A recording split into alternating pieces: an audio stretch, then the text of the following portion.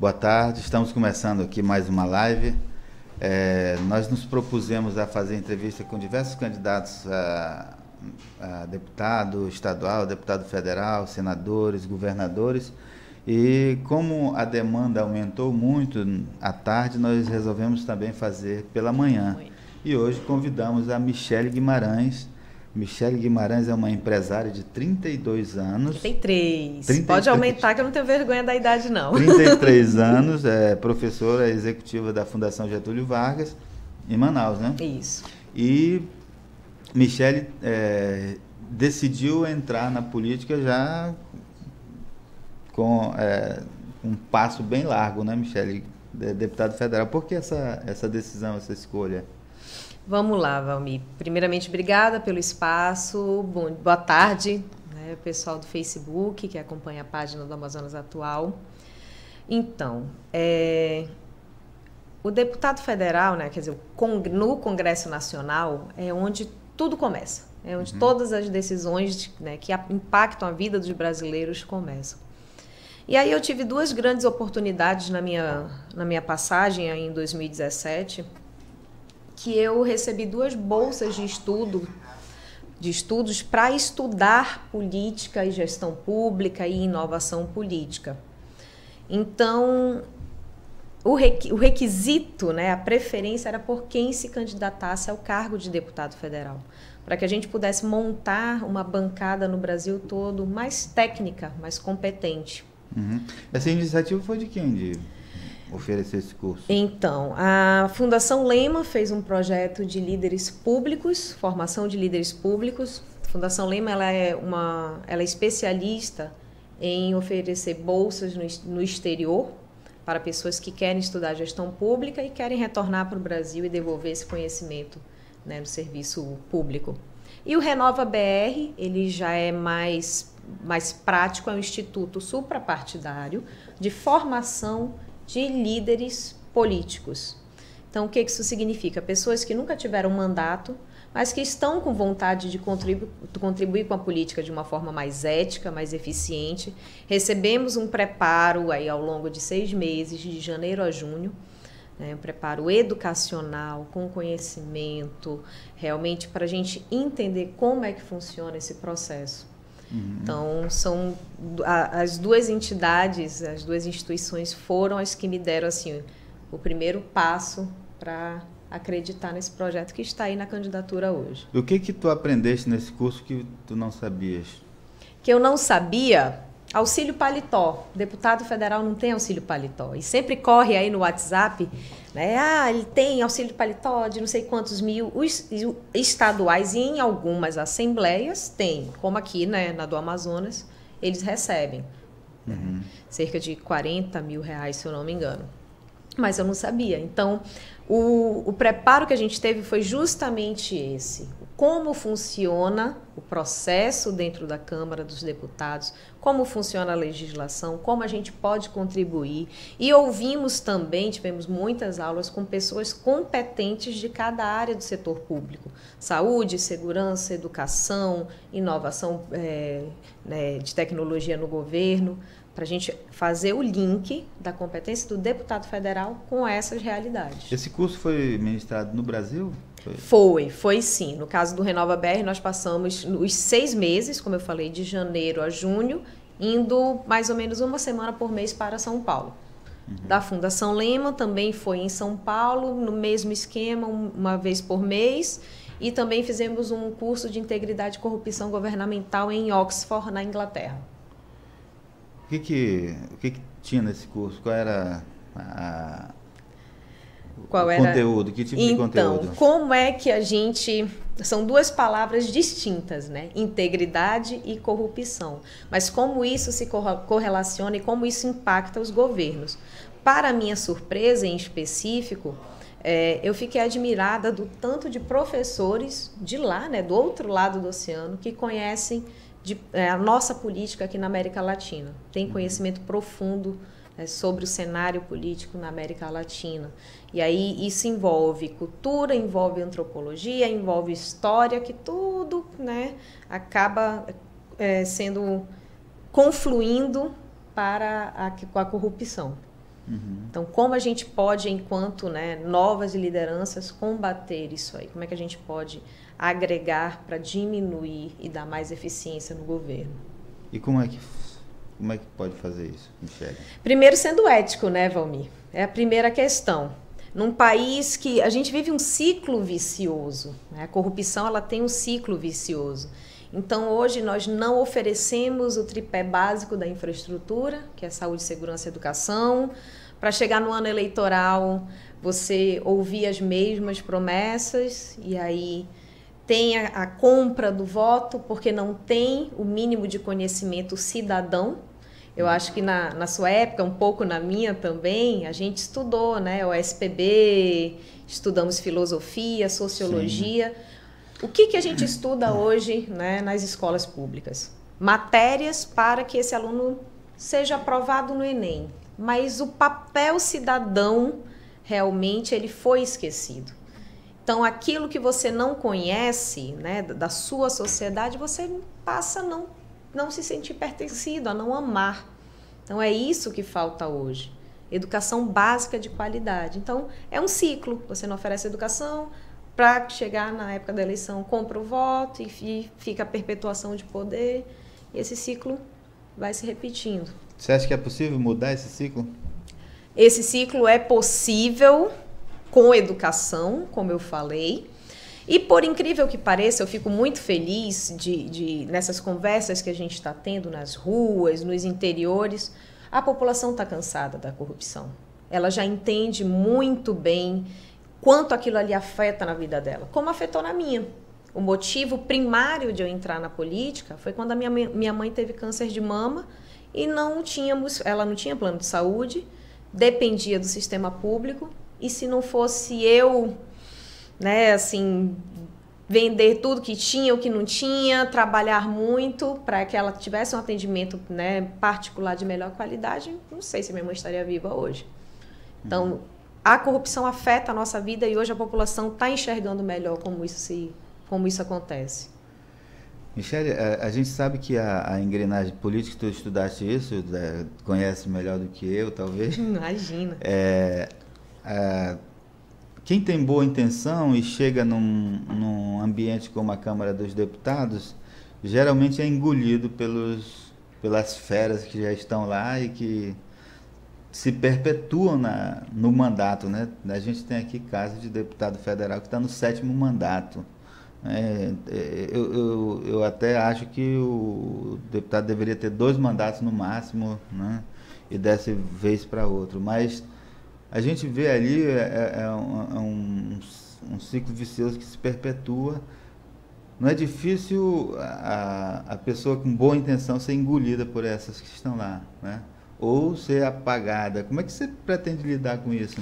Eu vejo que tudo isso é um processo. Assim como eu falei que a população está se incomodando muito mais com a corrupção, por outro lado, a gente tem que ter pessoas na linha de frente que sejam uma outra opção de voto, né? Que é o meu caso, que é o caso dos meus colegas no Brasil todo, do Renova BR em específico. Hoje nós somos 120 candidatos. Né? Então, se você está em Fortaleza, você tem opção. Se você está em São Paulo, você tem opção de pessoas preparadas e que querem contribuir com histórias fantásticas de vida. E outro ponto também, Valmir, a gente tem que dar exemplo de esperança. Ninguém vai transformar esse processo. Eu acho que esse processo ele começou em 2013 com aquelas manifestações, né, que a gente viu, e ainda vai se estender até um ciclo aí de 20 anos. Onde era que você estava em 2013, Michele? Eu, em 2013, eu estava na Praça São Sebastião, acompanhando a manifestação também. E foi emblemático, né? Tem uma foto linda que a gente não esquece dos PMs segurando a bandeira do Amazonas com a população. Enfim, foi um momento muito bonito, né? Que a gente realmente mostrou o poder que a gente tem enquanto povo. E eu creio muito que talvez se não fosse aquelas manifestações não haveria o impeachment. Né? Foi muito relacionado os dois. Você concordou com o impeachment? Concorda com o governo do Michel Temer? O impeachment, na minha opinião, ele aconteceu pelas vias legais, mas por um processo político. né? Ele foi legal, é o que estava escrito na lei. Mas da forma como ele foi costurado, é que ficou assim, né? A forma como Temer, ou não sei quem estava por trás, costurou, é que ficou um negócio nebuloso. Mas foi um momento necessário também para o Brasil tomar um choque. Eu acho que o impeachment tomou um choque, ele foi... Mas entrou num caminho... Entrou num colapso. A gente está houve um descarrilamento do governo. Descarrilamento. Mas eu acredito muito que o impeachment foi assim, o início daquela ferida sendo exposta. E a gente não cura uma ferida abafando. A gente cura expondo ela para ela poder oxigenar, cicatrizar. E assim eu acho que está vivendo o Brasil hoje. Então, a forma como eu vejo esse processo de renovação, mas uma renovação de fato, ela vai ser, não talvez um pouco nesta eleição, 2020, 2022 e assim vai. Mas o que eu quero, eu particularmente, eu gosto muito de falar de mim, né? Que eu não posso falar da opinião do outro, o que o outro vive. Mas eu fico muito feliz de ver os meus amigos empresários começarem a pensar em participar, em doar um pouco da sua vida para o processo político. Eu já ouvi de vários amigos, olha, quem sabe em 2020 eu me candidate também. E é isso que está faltando, pessoas boas que queiram realmente contribuir e preparadas se integrarem na política. A gente tem que criar uma ponte por cima desse abismo, que hoje estão os políticos desse lado, tem o abismo, tem a população do outro lado. Mas esses políticos, eles todos estão, fazem parte de uma sociedade, não é? Você falou um pouco da corrupção, o povo está cansado da corrupção, o povo já entendeu a corrupção, mas a gente vive numa sociedade em que a corrupção é a regra, né? Você, se tiver oportunidade, muita gente pensa assim, se tiver oportunidade eu também farei o mesmo. Isso a gente ouve as pessoas repetirem nas ruas, né? Nos corredores dos hospitais e tal. Então, ser honesto no Brasil parece que não é uma coisa porque vista há com uma bons escassez, olhos, né? Há uma escassez do serviço público, há uma escassez do hospital, há uma escassez da saúde, da escola. Então a gente vive uma escassez muito grande, né? A classe média, quem está dentro da classe média paga duas vezes. Paga o seu imposto, que deveria ser revertido em promoção de serviço público, e paga pela via, né, nas vias particulares, porque justamente não tem aqui desse outro lado. Então, esse sentimento de escassez é que leva o país a ser corrupto. Eu acredito muito nisso porque eu já tive uma vivência fora. Quando você tem um serviço público de qualidade, justo, os impostos podem ser altos, mas se isso é devolvido em 100% para a população, a gente não vê corrupção. Onde tem escassez, tem corrupção. E onde tem burocracia, também tem corrupção.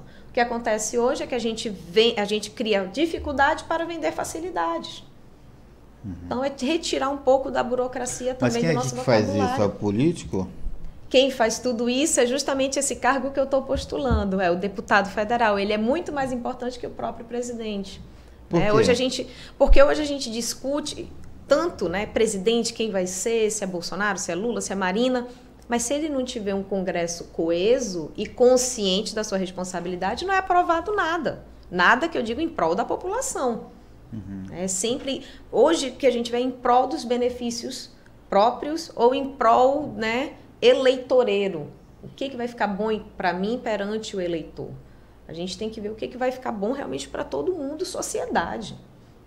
Essa que é a questão. Então, nós temos 513 vagas que realmente têm uma importância, porque elas estão com a lei, é onde começa o regimento das leis, né? E é ali que começa o debate. Então, a gente tem que olhar um pouco mais para o Congresso Nacional. O presidente é importante? Óbvio. Mas vamos pesquisar melhor quem é que está querendo ser ou quem está querendo se reeleger? E tu tem alguma bandeira, assim, uma coisa que tu, se fores eleita deputada federal, tu pretende defender com unhas e dentes em Brasília? tirando o básico, como eu falei, que a gente não pode esquecer do tripé, né? Que é essencial. Qual é o tripé? Saúde, segurança e educação.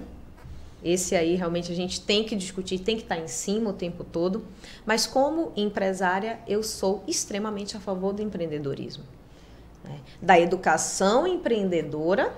Hoje a gente só forma pessoas, como eu falei, para passar no vestibular, e quando chega na faculdade, ela tem que ser empregada de alguma coisa. Mas a gente não dá o start para essa pessoa pensar em ser empreendedor. Né? E quem já é empreendedor precisa ter um cenário um pouco mais favorável. O Brasil hoje demora cerca de 104 dias para se abrir uma empresa, né? Com vários registros, vários certificados. Eu acho que a gente pode simplificar isso aí. Eu creio muito nisso. Porque se já em outros países isso funciona, né, por que eu tenho que autenticar minha assinatura em cartório se eu tenho uma identidade, um RG, que já comprova aquela minha assinatura?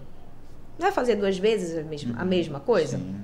Então, é retirar a burocracia. Reforma tributária, ela é importante. Eu sempre digo que eu estou estudando, eu ainda não sei, não domino ela a fundo, mas ela é muito importante. E, principalmente, a gente, falando do cargo, a gente não pode deixar de ouvir as classes. É o que eu tenho feito muito. Ouvir o setor produtivo, ouvir o setor do comércio, do serviço, onde é que dói, onde te dói, é que nem o médico. E como a gente pode aliviar essa dor? Não podemos ficar trazendo soluções de cima para baixo, no achismo. A gente tem que ir para a rua, ouvir a população. Tu está falando muito do ponto de vista do empresário. Mas o ponto de vista do empresário é o que vai favorecer a empregabilidade. Tu achas? Com certeza. Com certeza mesmo. Educação e economia gera mais emprego. Se você estivesse no parlamento no ano passado, você teria votado naquela reforma tributária do jeito que foi aprovada? Do jeito que foi, não. Ela precisa ser vista com muito mais... Ela é muito complicada, é isso que eu estou falando. Eu tenho a humildade de dizer hoje que eu não domino essa questão toda, porque ela precisa ser vista realmente num detalhe gigantesco. A gente não pode olhar o problema do macro e não, vamos aprovar do jeito que está. Não é assim. A gente não pode querer soluções simples para problemas complexos, porque um interliga o outro. É essa que é a questão. O povo... tem um setor da política aí que defende o liberalismo, né? Tem os países desenvolvidos, o Estado é muito menor do que, interfere muito menos na vida das pessoas e tal. Você é a favor dessa tese? Você defende isso também? Eu digo que eu sou muito centro-direita. Eu sou a favor de algumas questões liberais, mas contanto que a gente consiga agregar as pessoas dentro delas. Pegando um exemplo simples, Bolsa Família. Do jeito que está hoje, ele não agrega muito na vida das pessoas no sentido de desenvolvimento. Você recebe e não tem nenhuma contrapartida. Há casos nos países da Europa que é uma bolsa progressiva. Então, se você está desempregado, você recebe um valor para te ajudar ali a te sustentar, um valor X integral. Se você arranjou um emprego, aí ele vai decaindo progressivamente até você se estabilizar e começar a caminhar sozinho. Isso sim ajudar as pessoas a se desenvolverem. Hoje não é o que acontece no Brasil. Então eu sou a favor da economia liberal, contanto que a gente agregue as pessoas e todo mundo consiga se desenvolver. O apartheid é que não pode acontecer. Então, a gente pode ser liberal, sim, o Estado pode ser mínimo, sim, mas a gente tem que capacitar as pessoas para que elas possam ter um desenvolvimento econômico, serem empreendedoras, como eu falei. Né? Esse tripé, saúde, segurança e educação, a segurança ela entrou recentemente nessa pauta, né? Era saúde e educação, principalmente, e agora é segurança pública, porque a gente... Com o aumento do desemprego, aumentou sensivelmente a criminalidade. E está todo mundo hoje com essa bandeira, né, de que tem que combater a violência, tem que melhorar a segurança pública, tem que investir mais em segurança pública. E A questão, acho que econômica, ela é fundamental também nesse processo, não é? A gente resolver esses gargalos da economia. Total. Nós perdemos em 3 anos 40 mil postos de trabalho no distrito. Isso não vai voltar. O que a gente faz com 160 mil pessoas, que equivale às famílias desses operários? Essa que é a questão. E o que tu pensas sobre o modelo Zona Franca? Tu que conheceste um pouco da realidade internacional, nesse cenário em que a gente está vendo as empresas antigas se dissolverem e as do Distrito Industrial aqui estão se dissolvendo pela mudança tecnológica, né? Como é que você enxerga o futuro da Zona Franca? Zona Franca, ela é necessária. Eu conversei com muitos amigos que são da Zona Franca, industriários, empresários. Ela é necessária ainda por muitos anos.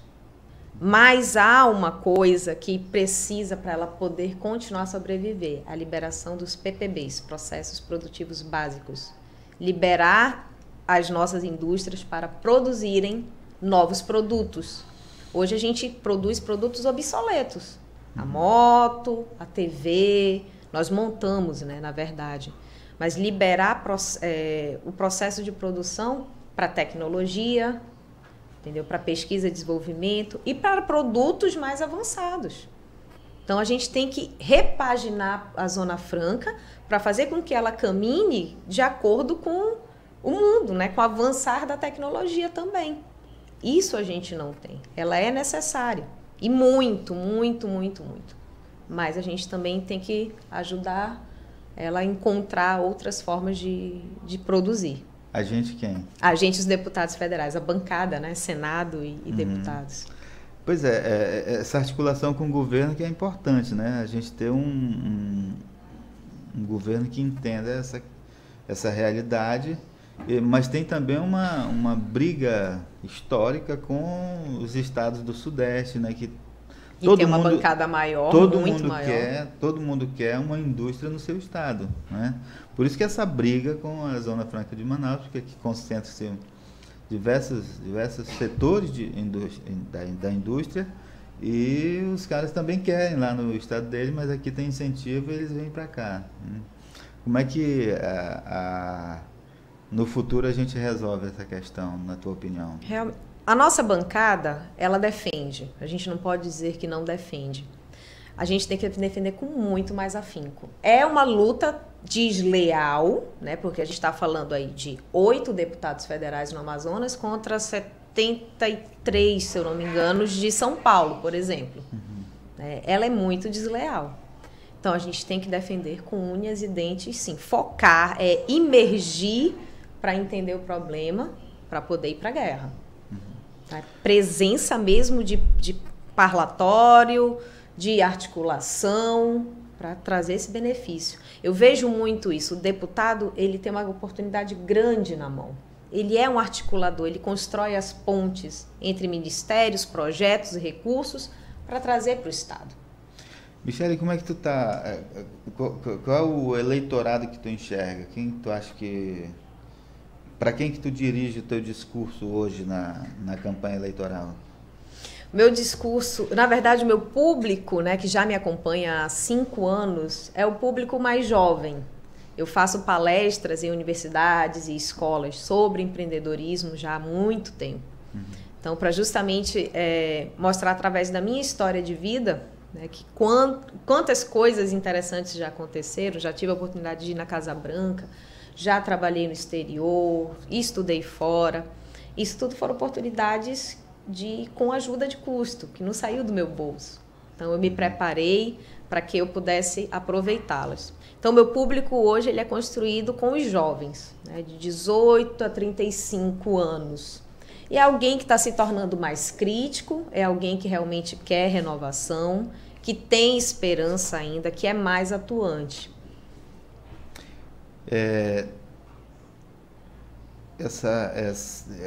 Como é que você está fazendo a campanha na capital e no interior? Você tem viajado no interior do estado? A minha pré-campanha eu fiz no interior para justamente conhecer melhor a realidade no interior. Fiquei 2, 3 dias em cada cidade. Fui nos grandes polos, Parintins, Tefé, Coari, para ver, realmente, ouvir. Essa que é a questão, Valmir. Eu não podia fazer uma campanha, né, oficial sem ouvir a realidade das pessoas. No achismo, eu particularmente não gosto de achismo, eu sou de dados, contra dados e fatos, não argumentos. Então a gente foi ouvir muito o interior, quais eram as necessidades, que a gente sabe quais são, que é a infraestrutura básica. O interior, infelizmente, ele está muito esquecido e é muito dolorido ver esse êxodo para Manaus, porque você não tem oportunidade na sua cidade. Quem mora, eu falo muito com os jovens, eu sei o que é um jovem chegar em Manaus para estudar, para fazer uma faculdade, ter que morar sozinho, dividir apartamento ou quarto. Para eles é doloroso estar longe da família. Então a gente tem que levar oportunidades para a cidade deles, para o interior. E o nosso interior está faltando muito isso, muito mesmo. Então, foi o que eu mais senti, né? O combate à corrupção e a falta de oportunidades no interior. Uhum. Por que tu escolheste o PR para se candidatar, para se filiar? Porque no PR foi respeitado a minha liberdade de expressão. Conversaste com outros partidos? Sondei, conversei, mas eu senti segurança no nosso deputado, o deputado Alfredo Nascimento. É alguém que me instrui.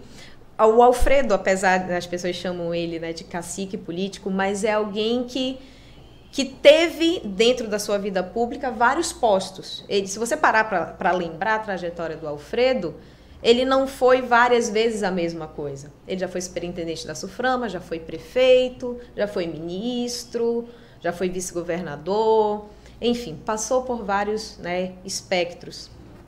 E conversei muito com o Alfredo antes de tomar essa decisão, e ele respeita muito a minha liberdade de expressão e é um grande incentivador desse protagonismo feminino.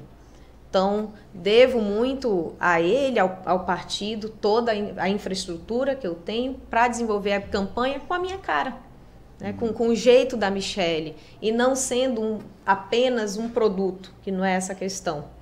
Então, para mim, isso para mim é importante, ter a minha liberdade de expressão respeitada.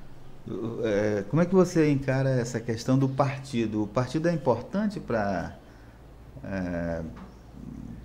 a vida política do país? Você escolher um partido que tenha um programa sério, que defenda teses, porque hoje a gente tem 35 partidos, né, e tudo parece ser igual, né? Mas já tivemos no Brasil partidos que tinha uma cara, né? Sim, era uma cara, você, né, sabia que ali tinha, por exemplo, os setores representados, né, e que eles defendiam teses. Hoje parece que está todo mundo igual. O que você pensa sobre o partido? Na verdade, eu não penso sobre o partido, eu penso sobre uma reforma eleitoral. Uhum. E aí eu sou bem honesta enquanto a isso. Nós temos que fazer uma redução de partidos, acho que é a primeira coisa, e ter campanhas mais democráticas.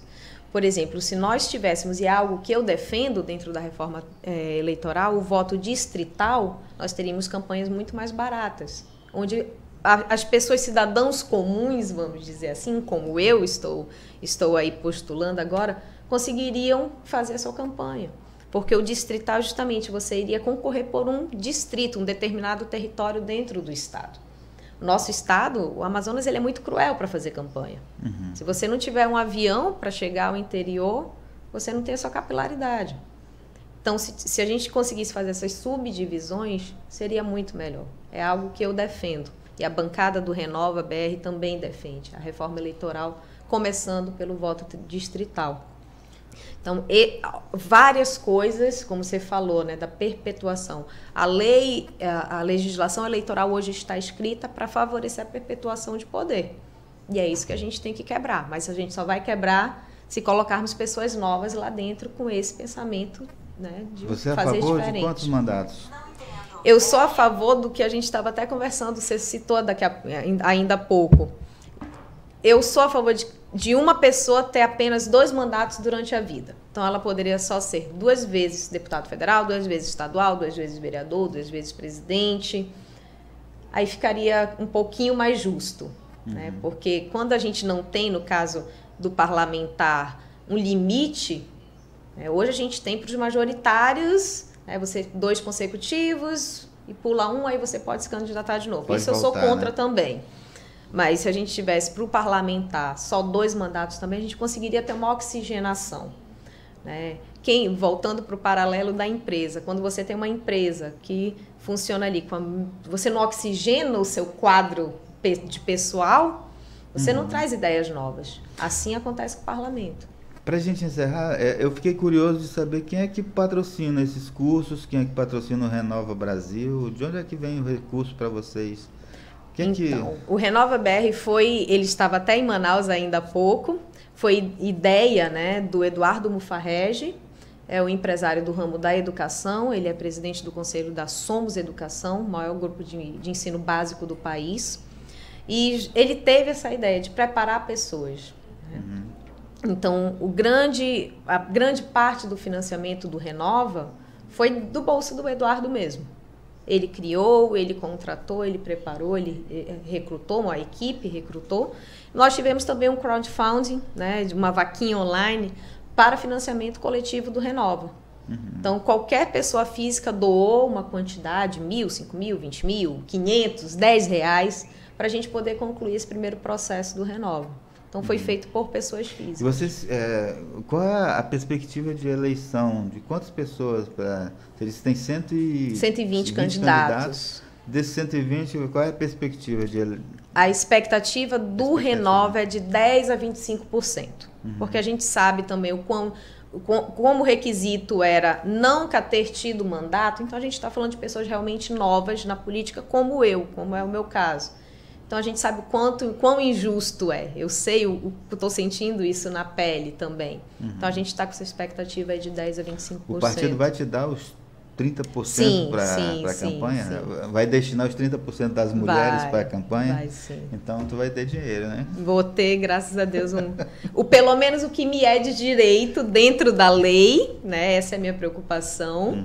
Então, tá tudo certo, graças a Deus. Além de você, o PR tem outra candidata a deputada federal? Tem, a Patrícia Cichar, que é uma médica. Também é primeira candidatura não, mas eu acho que é a segunda candidatura, mas também nunca teve mandato. Ok. Nós conversamos aqui com a Michele Guimarães, né? Candidata a deputada federal pelo PR. E... Posso dizer meu número? Pode ficar à vontade. Bom, para quem quiser acompanhar melhor, né, o meu trabalho, me conhecer melhor, vocês podem me encontrar nas redes sociais, @Michele Guimarães AM, tanto Instagram e Facebook, ou pelo WhatsApp, se você quiser receber os meus conteúdos, 92, né, o código, 98, oh meu Deus, 98290-2005, ok? E o meu número, 2292, o código do Amazonas, para ficar fácil de lembrar. Ok, a gente agradece então a presença da Michele, agradece a sua audiência também, a gente encerra aqui a nossa live. Muito obrigado.